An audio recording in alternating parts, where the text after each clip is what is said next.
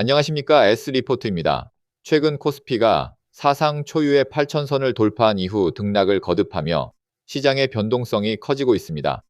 온 시장이 환호하고 연일 축포가 터지던 분위기 속에서도 화려한 상승장 이면에는 짙은 그림자가 드리우고 있습니다. 바로 빚을 내서 주식에 투자하는 이른바 B2, 즉 신용거래융자 잔고의 폭발적인 증가입니다. 특히 대한민국 증시를 견인하는 반도체 투톱, 삼성전자와 SK하이닉스, 단 두 종목에만 무려 7조 원이 넘는 B2 자금이 몰렸습니다. 상승장에서는 주가를 밀어올리는 강력한 원동력이 되지만 단 한 번의 조정장만 와도 시장 전체를 붕괴시킬 수 있는 시한폭탄이 커지고 있는 셈입니다. 오늘 S리포트에서는 반도체 랠리 속에 숨겨진 폭락의 뇌관, 신용거래융자의 현주소와 이로 인해 촉발될 수 있는 시스템 리스크를 객관적인 데이터를 통해 심층 분석해드리겠습니다. 가장 먼저 현재 신용거래 융자 잔고의 심각성을 짚어보겠습니다. 최근 기준 삼성전자의 신용거래 융자 잔고는 4조 2,751억 원, SK하이닉스는 3조 437억 원을 기록했습니다. 이 두 종목의 잔고를 합치면 무려 7조 3,188억 원에 달합니다. 하루 전날과 비교해도 단 24시간 만에 3,578억 원이 늘어날 정도로 빚이 늘어나는 속도가 가파릅니다.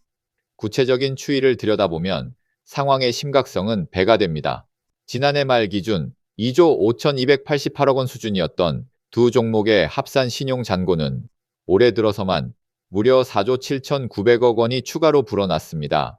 1년 전 같은 시점과 비교하면 삼성전자는 약 5배, SK하이닉스는 11배가 넘는 폭발적인 증가세를 보이고 있습니다.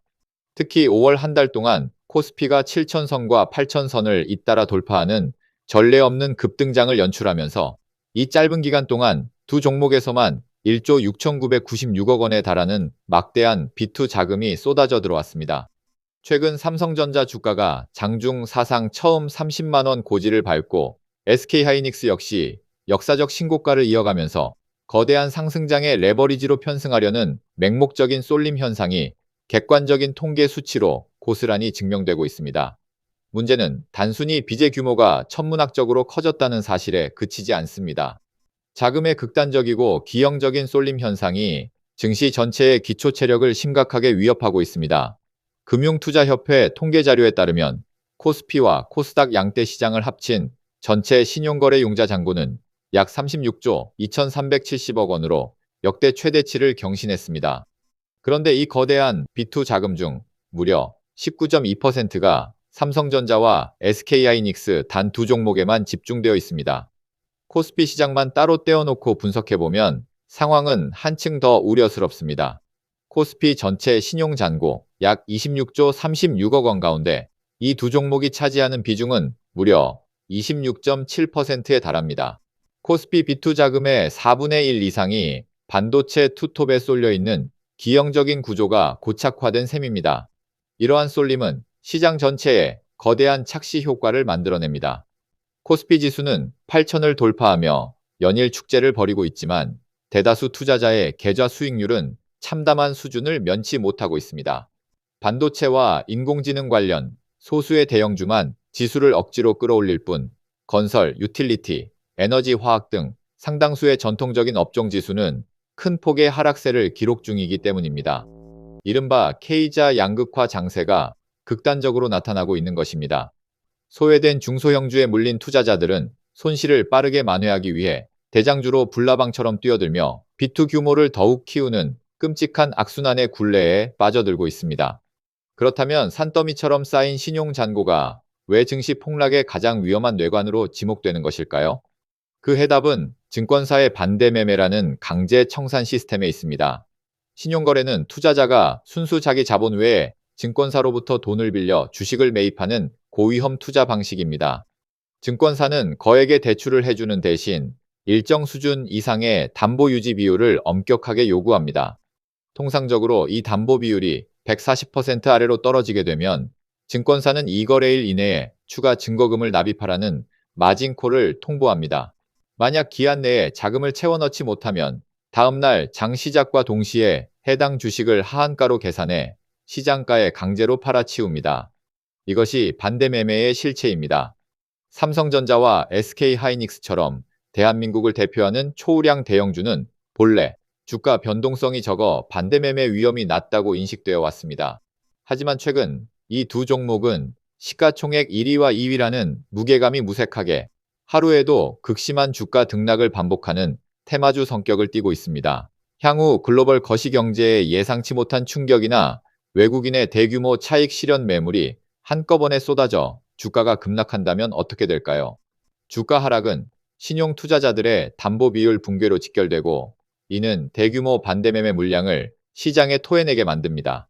강제 청산 매물이 쏟아지면 주가는 더욱 가파르게 곤두박질치고, 이는 또 다른 투자자의 담보 비율을 연쇄적으로 무너뜨립니다.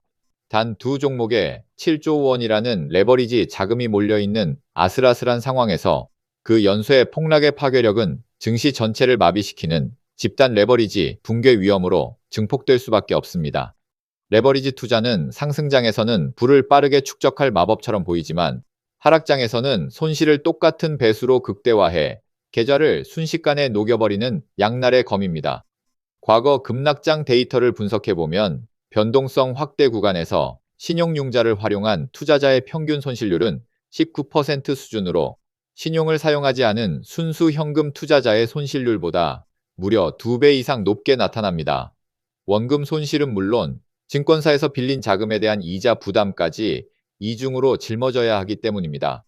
특히 은퇴 자금을 운용하는 60대 이상 고령층의 레버리지 손실률이 전 연령대에서 가장 높게 나타난다는 과거의 통계는 비투가 개인의 경제적 기반을 얼마나 철저히 파괴하는지를 단적으로 보여줍니다. 증시가 큰 폭의 조정을 겪을 때마다 무리한 비투로 인한 반대 매매 사태는 개인 투자자들에게 평생 씻을 수 없는 경제적 파탄을 남겼습니다. 36조 원을 돌파한 전체 신용잔고와 7조 원에 육박하는 반도체 투톱의 비투 자금은 현재 시장이 품고 있는 가장 거대한 시한폭탄입니다.